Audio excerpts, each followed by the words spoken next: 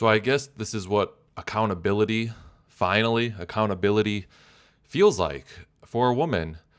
The DoorDash girl who wanted to film a guy passed out on his couch and post it, clearly for attention. It clearly did not affect her.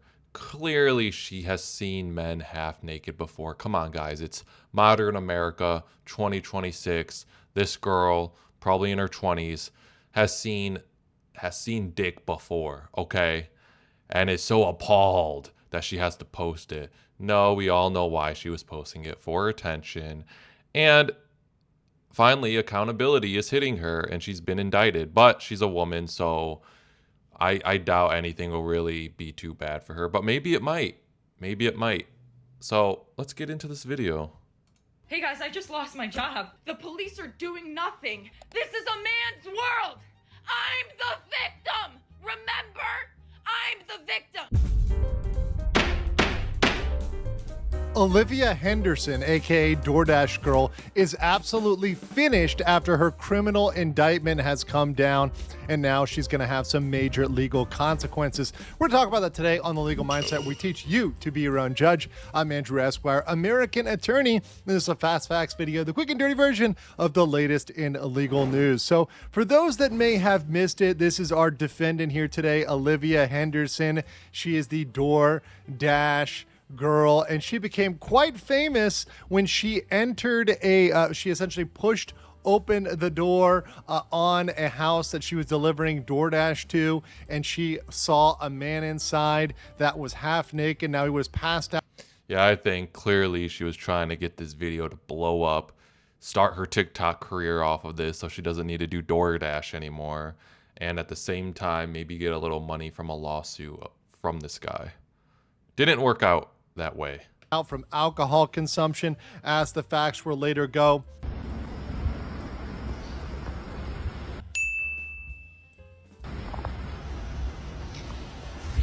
That's f***ed up. But indeed, Olivia. So a man named Austin orders DoorDash, selects the option to have order left at door. Okay, so yeah, he did have that option, leave it at the door. Sees his DoorDasher has a female name, falls asleep on the couch with his pants and underwear to his ankles and his front door wide open. So this is what I see when I have to leave the order. All right. If that would be annoying if the door was wide open and he, for some reason, his pants are at his ankles. Why? As if he did that on purpose. But I don't think the door was wide open. I think she opened it. But indeed, Olivia claimed, hey, this man SA'd me, right? And this guy was out here SAing me, and therefore the police need to come. Everybody needs to pay me. I need to be, I'm the victim here. She's claiming to be victim. I'm the victim. Remember? I'm the victim. Well, despite her Me Too-esque claims, it in fact was her who ended up getting in criminal trouble because of this. So Miss Henderson here, Olivia Henderson, was arrested after recording and posting images of the man on TikTok. So she took those images, took those video, posted on TikTok. It got all around, right? People were able to see the man, see his house. In the original video, his house number was visible. So you had all of that visible, exposing his location, his person, him while he's passed out unconscious. I'm going to keep telling my story. Like, this is the only justice I'm getting, is exposing this man. And having posted that video and it has gone viral. Clearly in this big house she's in. Clearly still living with her parents. Like, now he can live with shame and embarrassment if people have seen it and knows who he is or where he... You know what I'm saying? So she was arrested on that back last year, and it's been quite a while, but she was finally indicted by a grand jury that's just citizens that are drafted out to do the indictment instead of the district attorney. There's kind of those two different methods of bringing an indictment on two felonies, one of unlawful surveillance and another of distribution of the unlawful surveillance image. And that's absolutely huge news, and that's absolutely something that was breaking right now. But one thing that And as you guys saw, like, his couch was to the left, unless the camera's inverted, because I think the original video he was to the right. You can't, when you walk up to the door, you can't see that. You just set the food, because you're coming up to the door and you're looking straight forward. Just set the food on the ground. Very few people are talking about, we're going to talk about today on The Legal Mindset, is the massive civil liability she now clearly has under New York state law. Let's get right into it. So let's look at the indictment and the charges that kind of rolled down. So here you see the file from the New York State with Olivia Henderson, birth year 2002. You see the indictment, the incident was on October. Oh yeah, 2002. So when this incident happened, she was like 23. Oh man, I can't imagine being 23 and my life's already messed up from this crap. October 12, 2025. The arrest was in November by Oswego City Police. Her defense attorney, she's going with the public defender's office. She does not have anything but a public defender at this point. And obviously the assistant district attorney is on the other side of that with her next appearance there in May. So, I mean, because in America, everything's so unaffordable. Of course she has to go with a public defender. I mean, if she got any lawyer, they're going to be like, oh yeah, I'm $7,000 for some basic thing. You have to go with a public defender.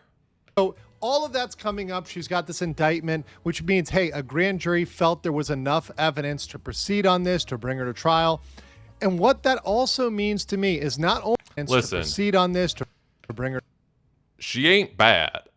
She'll be good. Like, even if this ruins her life, man, there'll be a lot of guys willing to line up for her, and she could say, yeah, I messed up. And they'll take care of her. She's still young. She still looks good. Her trial. And what that also means to me is not only is this going to go forward with felonies, but also there's potential civil liability. Now, why do I think that's a big thing? That's a huge thing because this is her first time offense for the criminal charges. Those will probably be light.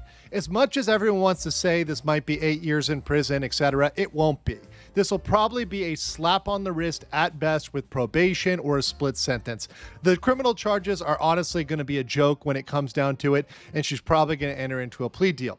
But when you look at the civil side and the potential civil liability, particularly under the special New York law that nobody has talked about so far, that is absolutely going to destroy her.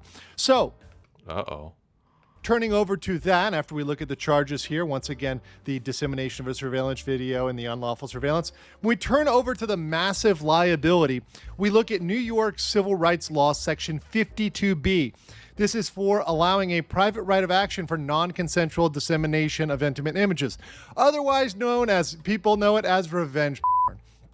Now, this statute is not just for stuff posted online. It's not just for ex-girlfriends, ex-boyfriends. It's really for any sort of image that is being posted without somebody's consent. And it covers directly on point secret recording like this. This is something that fits spot on with this and the posting of unclothed bodies without consent.